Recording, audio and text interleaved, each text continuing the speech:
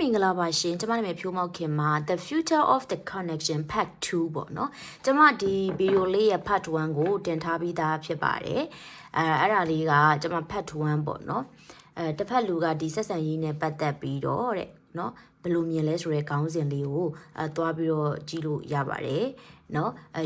YouTube channel ကနေဝင်ပြီးကြည့်နေတာဆိုလဲ YouTube channel မှာ like share လိုက်ပါ Part 1 Part 2ဆိုပြီးရေးထားမှာဖြစ်ပါတယ်ဒါလေးကတော့ The Future of the Connection ရဲ့ခေါင်းစဉ်ဖြစ်ပါတယ်ဒီဆက်ဆံရေးရဲ့အနာဂတ်အခြေအနေပေါ့နော်အကယ်၍များဒီ Part 2လေးကိုလည်းအရင်ဆုံးတွေ့တယ်ဆိုလို့ရှိရင်လည်းကိုနဲ့ energy resonate ကိုက်ညီတယ်ဆိုရင်ယူလို့ရပါတယ်ရှင် Okay ပါတကယ်ကိုကအခုကိုစဉ်းစားလိုက်မယ်လူတယောက်ကိုငါဘယ်သူနဲ့ပတ်သက်ပြီးတော့အနာဂတ်ကိုသိချင်တာလဲဘာတွေဆက်ဖြစ်ဖို့သိချင်တာလဲဆိုလို့ရှိရင်ဒီ profile လေးကိုကြည့်လို့ရပါတယ်အဲ့တော့အဖြေမှန်နေဖြစ်ပါစေလို့ဆုတောင်းပေးပါတယ်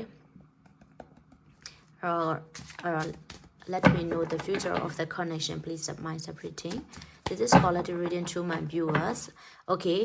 ဒါကတော့ဒီ profile ကြည့်နေတဲ့သူတွေအတွက် quality reading ဖြစ်ပါတယ် energy resonate ကောင်းမွန်သော energy resonate ဖြစ်ပါစေလို့ဆုတောင်းပေးပါတယ်တခါတည်းကျွန်မနာမည်ဖြိုးမောက်ခင်ပါအဲ့တော့ဒီဆက်ဆံရေးရဲ့အနာဂတ်အခြေအနေမှာဘာတွေဖြစ်ဖို့ရှိလဲကိုအခုစဉ်းစားလိုက်မယ်လူတယောက်ကိုပေါ့နော်ကိုနဲ့သူနဲ့အနာဂတ်မှာဘာတွေဖြစ်လာဖို့ရှိလဲဘာတွေမျှော်လင့်လို့ရလဲနော် okay ကြည့်ပေးပါမယ် this is near future ပါ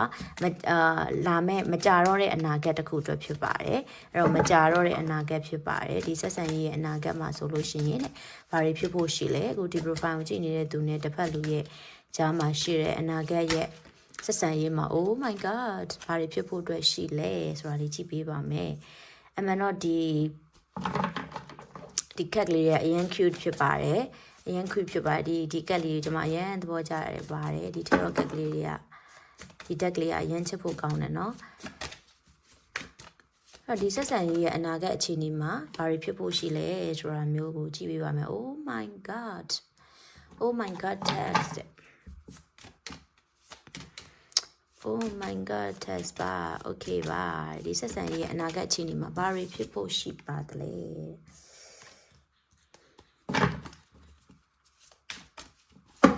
သူကဒီဆက်ဆံရေးမှာတယောက်နဲ့တယောက်နဲ့ကသူက spiritual awakening ဖြစ်နေတဲ့သဘောပေါ့နော် spiritual awakening ဆိုတာနည်းနည်းလေး lifestyle တွေပြောင်းတတ်တယ်lifestyle ဆိုလူနေမှုဘဝပုံစံမျိုးတွေပြောင်းတတ်တယ်အလောက်ကိုင်းပြောင်းလဲတွေဖြစ်တတ်တယ်အထီးကျန်ခံစားတတ်တယ်ဒါတွေက spiritual awakening ရဲ့some of the stage တွေပေါ့နော်အခြေအနေအချို့ပေါ့နော်တချို့သောသူတွေကဆရာမအင်္ဂလိပ်လိုအရင်ပြောတာပဲပေါ့နော်ပြောကြတယ် sorry ပါလို့တခါတလေကြားလို့ရှိရင်လည်းဘာမှလို့ဘာလို့ပြန်မှမသိလို့အင်္ဂလိပ်လိုပြောလိုက်တာလေးတွေရှိတဲ့အတွက်တီးခံပြီးတော့ခွင့်လွှတ်ပြီးတော့နားထောင်ကြပါအောင်လို့okay the future of the connection မှာ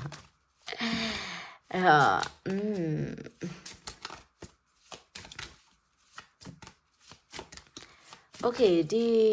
near future မှာလဲ Mars retrograde ဖြစ်တဲ့အတွက်တော့သတိထားပေါ့နော်ပြဿနာတွေပောက်ကွဲပြဿနာတွေဖြစ်တတ်တယ်เนาะအဲ့ဒါလေးသတိထားရန်ဖြစ်တာမျိုးစကားများတာမျိုးတို့ပြဿနာဖြစ်တာမျိုးလေးတွေဖြစ်ရတတ်တယ် oh my god okay two more okay what is the base of the deck energy you cannot panic guys okay Taurus Virgo crab begon ရဲ့ energy တွေကတော်တော်များများတော့ရကြတာပေါ့เนาะ okayသူကလေဘယ်လိုလဲဆိုတော့နှစ်ယောက်ရဲ့ကြားထဲမှာကလေနှစ်ယောက်ရဲ့ကြားထဲမှာကဒီပတ်ဝန်းကျင်အနောက်ရှက်တွေရှိတယ်ပေါ့နော်ပတ်ဝန်းကျင်အနောက်ရှက်တို့ဘေးပယောကအနောက်ရှက်တွေရှိတယ်ဥပမာတငယ်ချင်းကြောင့်မိဘကြောင့်ဆွေမျိုးသားချင်းကြောင့်တပ်ပါတီကြောင့်ဒီလိုမျိုးကြောင့်ဘာကြောင့်ညာကြောင့်နောက်တော့တချို့ကအလောက်ကိုင်းကြောင့်ဒီလိုမျိုးတွေကိုသူကတွေ့နေရတယ်တဲ့အဲ့လိုမျိုးလေးတွေရှိတယ်အဲ့တော့ဘာလဲဆိုတော့နှစ်ယောက်ရဲ့ကြားတွေကဆက်ဆံရေးမှာဆိုလို့ရှိရင်တယောက်နဲ့တယောက်နဲ့ရန်ဖြစ်ကြမယ်စကားများမယ်ပြဿနာတက်မယ်နော်ဟိုတယောက်နဲ့တယောက်နဲ့သဘောထားချင်းမတိုက်ဆိုင်လို့ပေါ့နော်တချို့သောဒီလူငယ်တွေရဲ့ဆက်ဆံရေးတွေမှာကျတော့နင်ကဘယ်လိုပြောတာလားတို့တခြားလူတွေရဲ့အနောက်ရှက်တွေပါတတ်တယ်နင်ကဘာကြောင့်မလို့ငါ့ကိုဒီလိုလုပ်တာလဲပေါ့နော်အဲ့လိုမျိုးလေးတွေသူဖြစ်တတ်တယ်အဲ့တော့ဘေးပြောကအနောက်ရှက်ကတော်တော်များတယ်သူများကြောင့်ဆိုတဲ့ကိစ္စကိုနဲ့သူနဲ့ထိတ်တိုက်ကိစ္စထက်သူများကြောင့်ဟိုတယောက်ကြောင့်ဒီတယောက်ကြောင့်တပ်ပါတီကြောင့်အလုပ်ကိစ္စကြောင့်ဘေးပယောကကြောင့်မိဘကြောင့်ဆွေမျိုးသားချင်းကြောင့်ညီမတွေကြောင့်မောင်နှမတွေကြောင့်ဒီလိုကြောင်းဆိုတာတွေကများနေတဲ့ connection မျိုးကိုတွေ့ရတယ် အဲ့တော့နှစ်ယောက်ရဲ့ကြားထဲမှာတဲ့သူကစိတ်ပင်ပန်းမှုတွေပူလောင်မှုတွေကတော့ရှိအောင်မယ်လို့တော့ကျွန်မအဲ့တော့မြင်နေအရန် emotional အရန် sensitive ဖြစ်တဲ့အနေအထားမျိုးသူကဖြစ်နေတယ်တဲ့ okay တဲ့အဲ့တော့ကျွန်မနည်းနည်းလေး energy claim လုပ်ပြီးမှဖြစ်မယ်ဘာလို့ဆို energy ကနည်းနည်းလေးဟိုဖြစ်တယ်တဲ့ heavy ဖြစ်တယ်အဲ့တော့ okay ကျွန်မ energy ချက်ဆက်ပြီးကြည့်ပေးမယ်ပေါ့နော်ဟို okay please clarify for the King of Pentacles please the bridge what is the future of the connection what will be the future of the connection this is called the reason to my viewer please clarify for the King of Pentacles for the future of the connection oh my god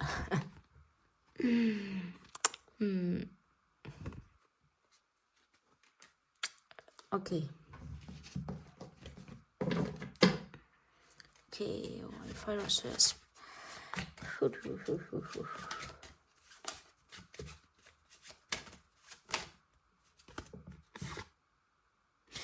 သူကဒီလိုမျိုးတွေတော့ကျွန်မတခုပြောပြမယ်တဲ့လားဒီ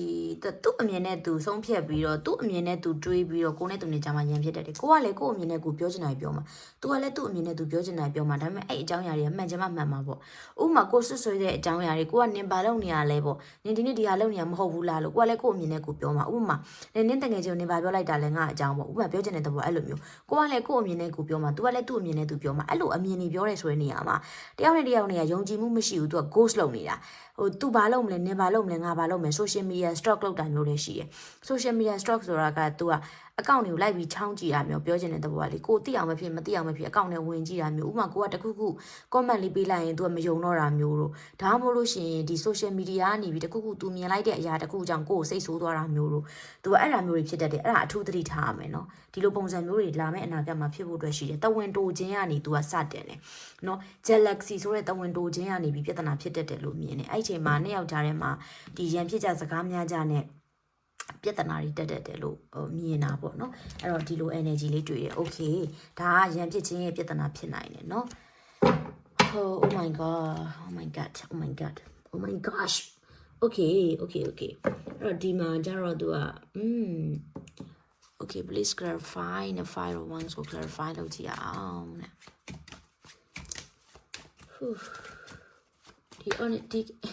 ဒီ energy ကလေပထမဖက်1မှာကျတော့ heavy မဖြစ်တယ်လို့နဲ့လေတကယ်တော့ heavy ဖြစ်တယ် oh my god okay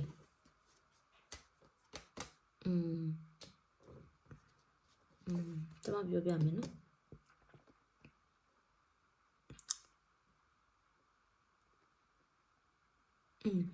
အဲ့တော့ဟိုအတိတ်ကအကြောင်းအရာတွေတတိထားပါအတိတ်ကအကြောင်းအရာတွေဆိုတာကဟိုအခုဒီ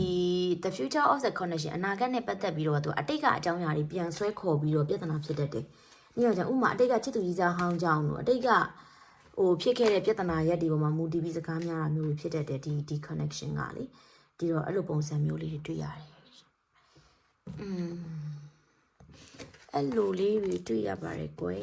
။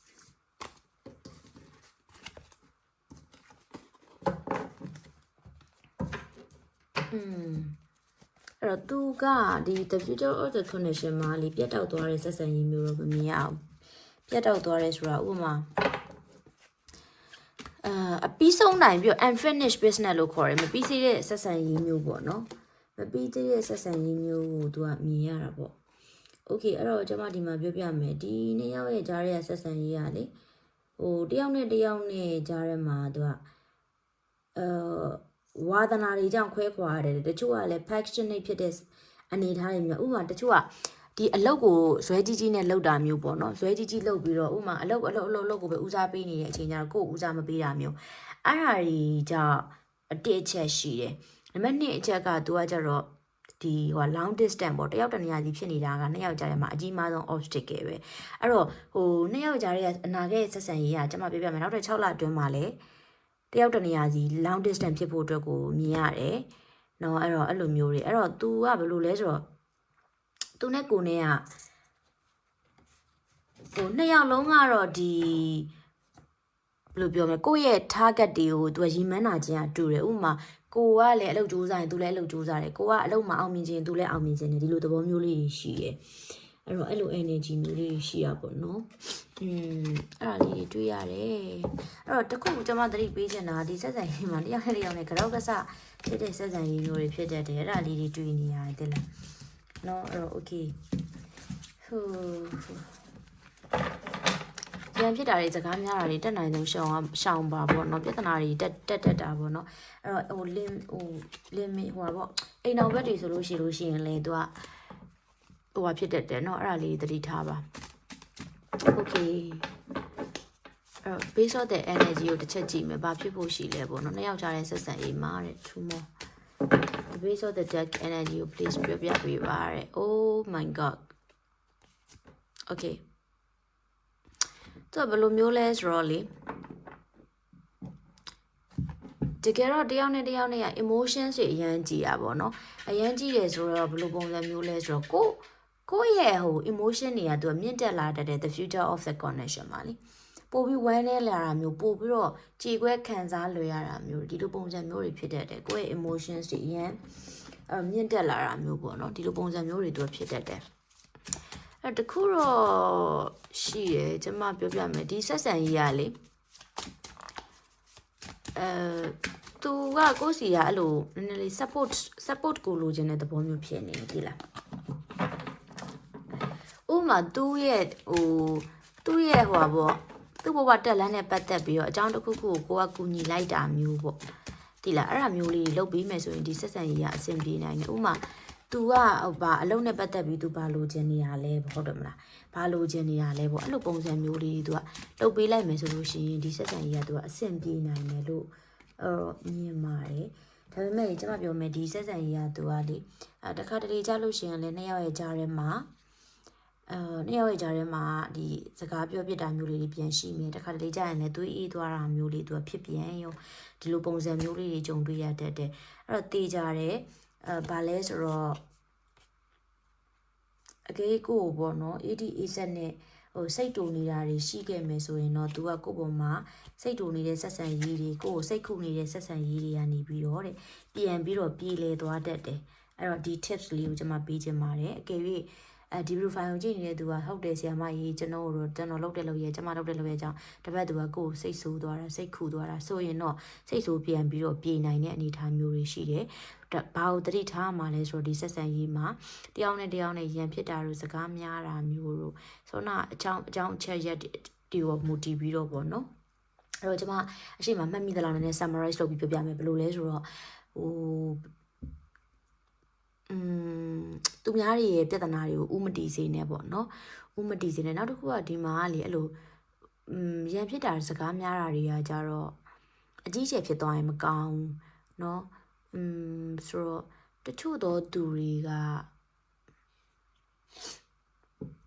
ရရကိုကျွန်မစဉ်းစားနေတာဗုဒ္ဓဘာသာတွေအတွက်ကကိုယ့်ရဲ့မွေးနေ့နဲ့เนาะသူ့ရဲ့မွေးနေ့နောက်တစ်ခုကအင်္ဂါနေ့နေ့3နေ့မှာမြတ်စွာဘုရားရှင်ကိုရောမြတ်ကြီးကိုဇီးကိုကတ်လူလိုက်ဇီးကိုလှူလိုက်ပေါ့နော်တချို့သောသူတွေသွေးလူလို့ရတဲ့သူကသွေးလူအဲ့ဒါမှမရဘူးနှစ်ခုလုံးမရတဲ့သူကဘာအင်္ဂါနေ့မှာသွေးလူပေါ့နော်အဲ့ဒါလည်းမရဘူးဆိုတဲ့သူနှစ်ခုလုံးမရတဲ့သူတွေကကြတော့နော်ဘာလို့ရမလဲဆိုတော့ဘာလို့ရရင်ကောင်းမလဲဆိုတော့ okay ကျွန်မစဉ်းစားလိုက်အောင်မယ်သွေးလူလို့လည်းမရဘူးဆိုရင်အင်္ဂါနေ့မှာဥပုသ်ဆောင်နော်ဥပုသ်ဆောင်နေဆိုမွန်းလွဲဒီ7နိုင်နောက်ပိုင်းကိုဘာမှမစားနေတော့ပေါ့နော်အဲ့လိုမျိုးလေးတွေလှုပ်လို့ရှိရင်ဒီဆက်ဆံရေးကမဆိုးပါဘူးအရင်ဟိုတူချင်းတွေးကျင်နေဆိုရင်တော့တိတ်ပြီးမတွေ့ရတော့သေးဘူးပေါ့နော်သူကအဲ့လိုတနေရာတဲ့နေအောင်လည်းအလန့်ဝေးတယ်လို့မျိုးတွေဖြစ်နေတတ်တယ်ဒီလို energy မျိုးလေးတွေတွေ့ရတယ်oh my god တေးကြတယ်ကျွန်မ notification အတန်ကြားတဲ့အတွက်တေးကြတယ်သူနဲ့ကိုနဲ့ကြားထဲမှာအဆက်အသွယ်ပြတ်နေတဲ့သူတွေဆိုရင် connection အဆက်အသွယ်ပြန်ရလိမ့်မယ်ဒီ profile ကြည့်ပြီးတော့မြန်ရင်8နာရီတွင်ကြာရင်8ရက်အတွင်းမှာအဆက်အသွယ်ပြန်ရနိုင်တယ် okay this ဒီ energy ကို claim လုပ်ပါကောင်းမွန်သော energy နမိတ်တွေမှန်ပြီးတော့မကောင်းသောကံကြမ္မာနမိတ်တွေလွဲပါစေလို့ဆုတောင်းပေးပါတယ်နောက်ထပ် video file ဒီမှာပြန်ပြီးတော့တွေ့ပါမယ်ရှင်ကျမနာမည်ဖြိုးမောက်ခင်ပါ